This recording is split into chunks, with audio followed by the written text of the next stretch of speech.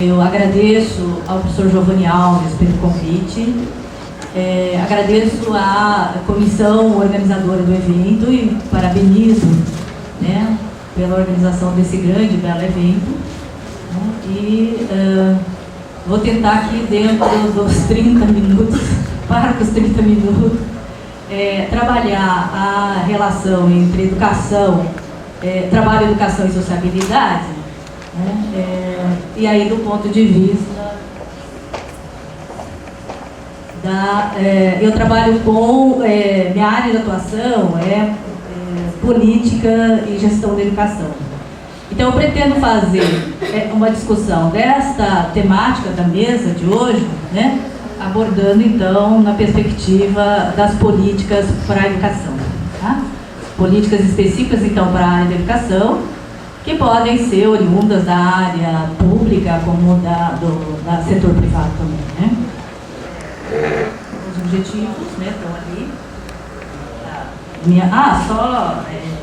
Então, reforçando, eu venho apresentar resultados parciais, né, resultados de 3 anos de pesquisa, de um projeto coletivo que se chama Unesco e Educação no Brasil, a partir da década de 90, né, que é desenvolvido pelo coletivo Grupo de Estudos e Pesquisa em Políticas Públicas, Gestão e Educação, né? A sigla do grupo é PGALP, né? O grupo PGALP integrou a RET, e nós temos desenvolvido um belo trabalho junto. O grupo congrega, nós chamamos de Clube das Luluzinhas, porque congrega 12 pesquisadores, né? Da Universidade Estadual de Maringá, da Universidade Estadual de Londrina e também da FAFIPA. A especificidade, então, do nosso grupo é a gente desenvolver análise de política educacional, focalizando documentos produzidos, divulgados, né, no âmbito da Unesco. Quando a gente pensa na relação entre trabalho, educação e sociabilidade, né, a gente está entendendo que no sistema de relações que se metabolizam na sociedade, que ocorre a sociabilização do ser social, mediado pelas interações que estão na base de processos formativos sociais. Dentro desses processos formativos sociais, a gente inclui os processos educativos, né? Sejam então formais, sejam não formais ou sejam informais. E a sociabilidade, né, refere-se então a processo de formação do homem contemporâneo, que envolve formas de pensar, de viver, né, e de se relacionar com outras pessoas nos marcos da sociedade existente. O que a gente percebe nos documentos de política educacional? Tá?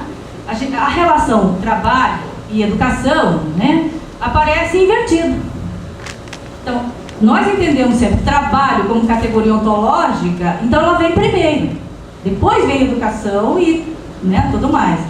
Nos documentos aparece invertido e aí a gente vai explicar por que dessa inversão e fazer a crítica a essa questão. Similarmente a uma imagem no espelho, essa relação ela se transmuta em educação e trabalho, né?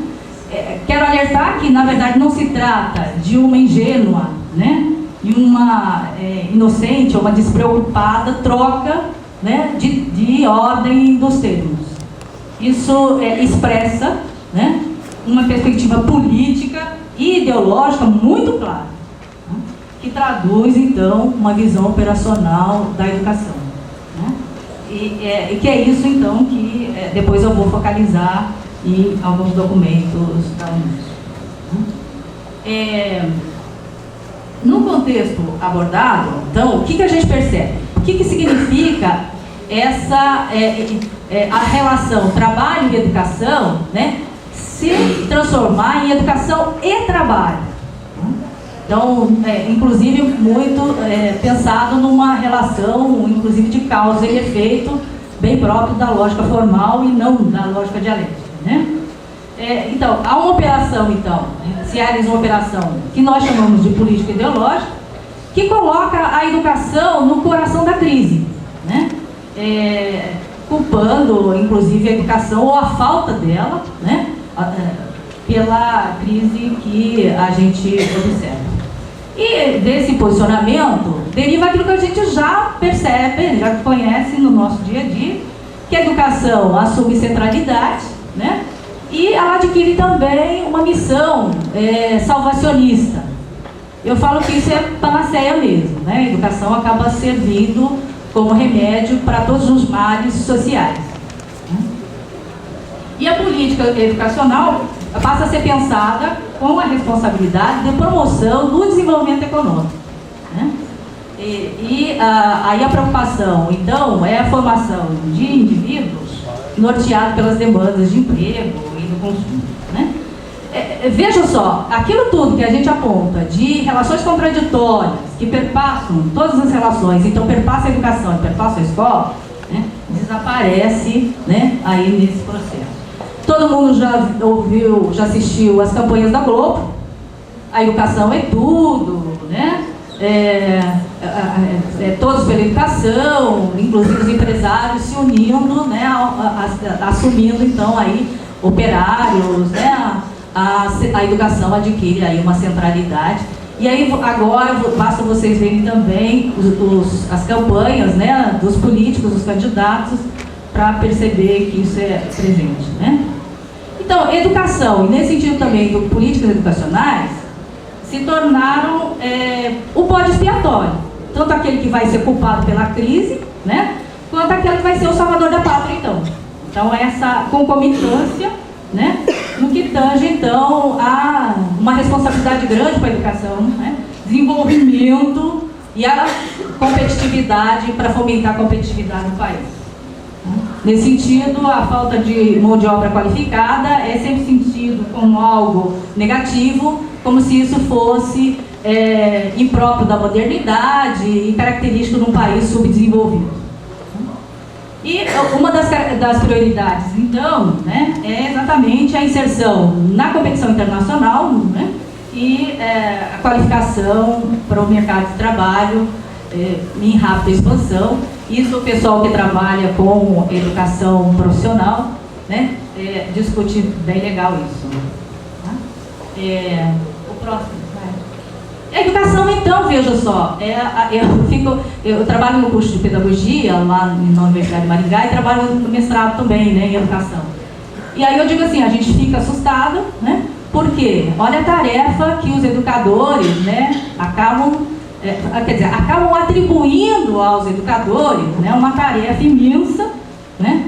Aí o pessoal da pedagogia fica bastante assustado, né, porque a educação acaba sendo considerada um fator decisivo que está na base do fomento da produtividade, no aumento do emprego e na competitividade das economias, né.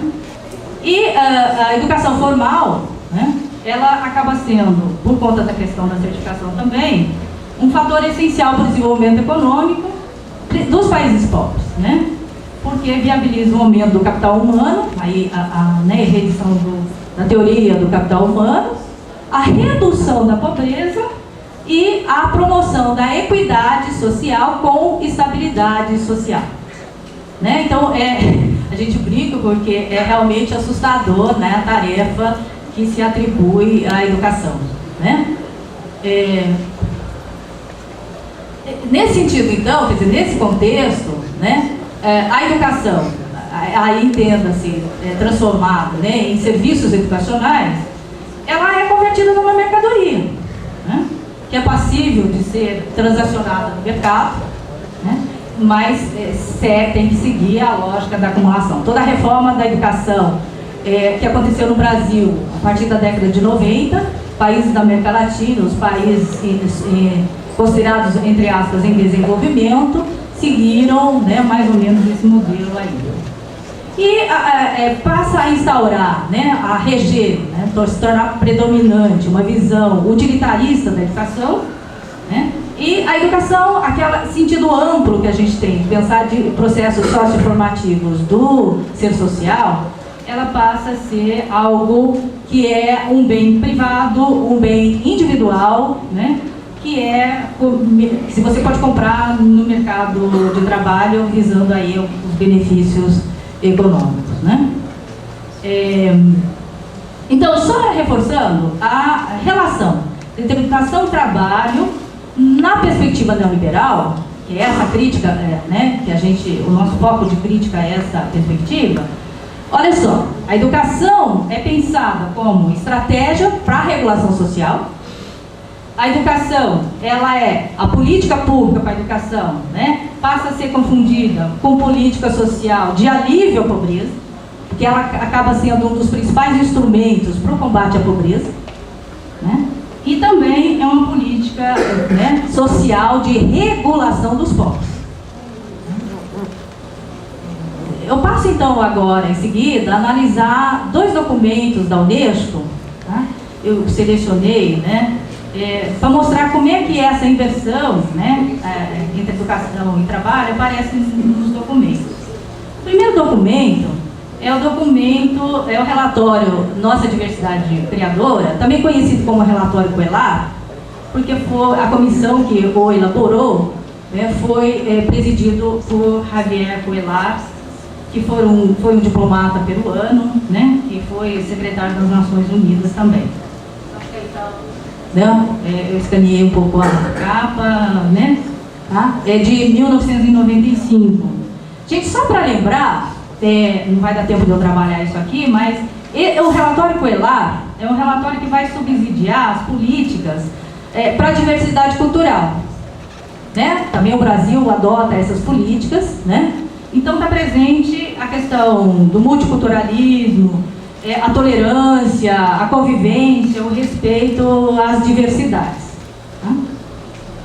Bom, neste relatório, aí eu selecionei algumas partes, só para lembrar, eu e a professora Eliane Cleide, né, nós somos as líderes do grupo PGALC, nós escrevemos um capítulo, né, que aí eu aproveito para fazer a propaganda, que está publicada no livro da RET, né, o Trabalho, Educação e Sociabilidade, que foi organizado pelo professor José de Santos, o Renan, e que está aqui na banquinha aqui do lado, né?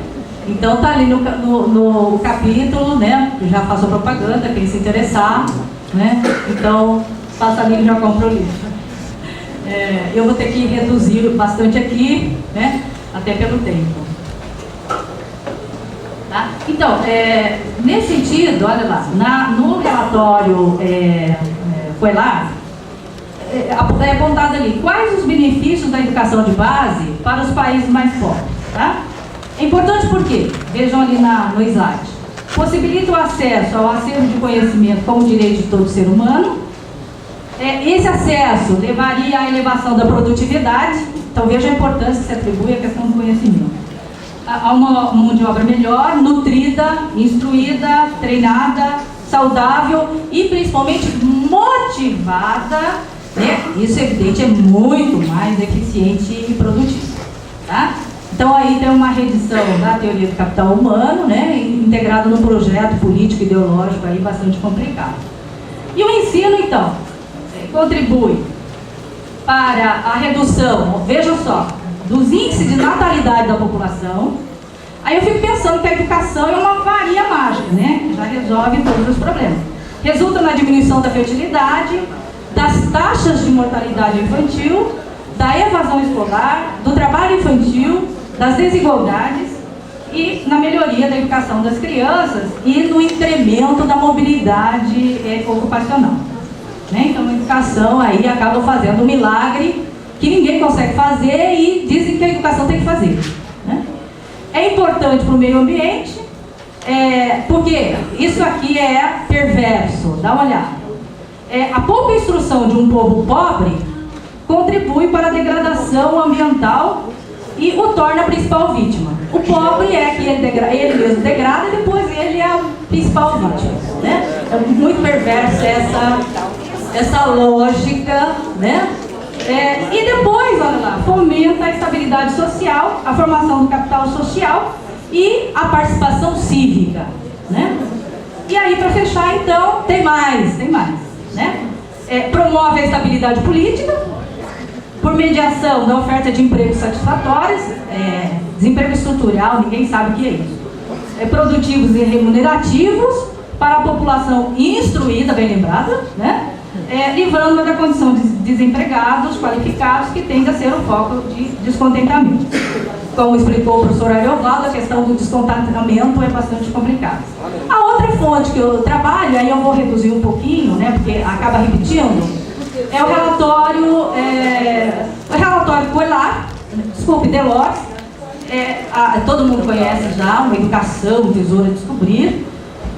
Foi publicado um ano depois do outro relatório, em 1995. Também foi nomeada uma comissão para fazer isso, e o presidente, então, foi o Delors, que foi o ministro de Economia e Finanças da França, né? E que foi presidente também da Comissão Europeia.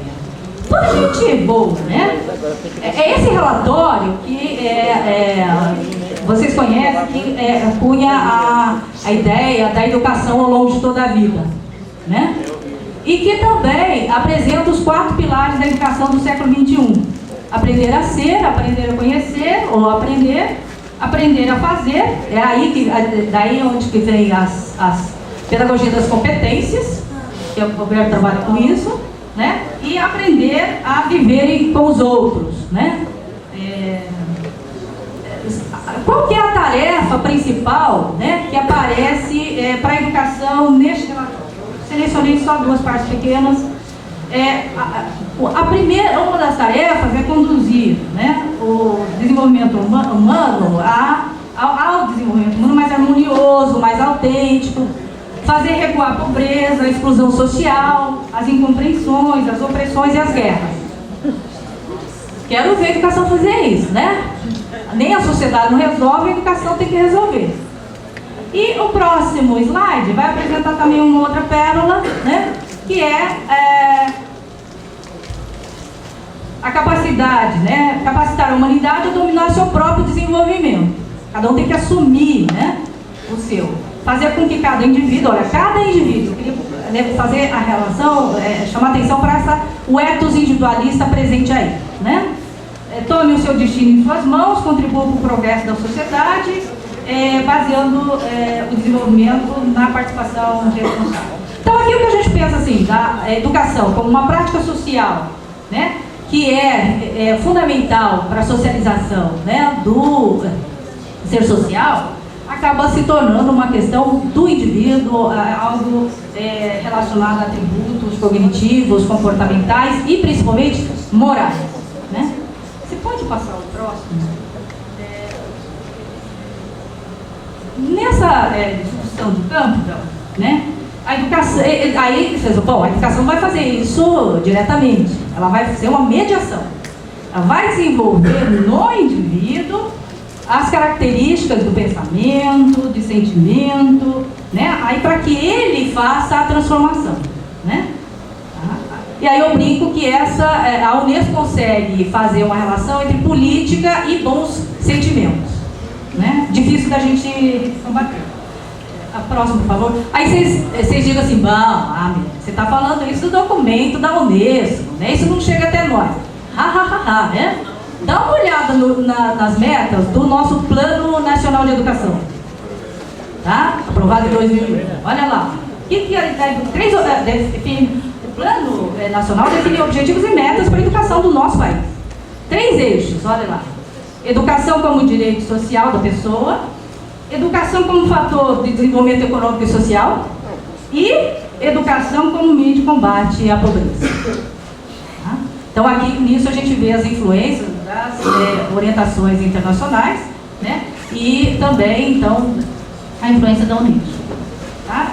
Próximo. A educação então acaba sendo convocada a resolver problemas que foram estruturalmente gerados, né, gente? Na desigual e contraditória relação da produção capitalista, né?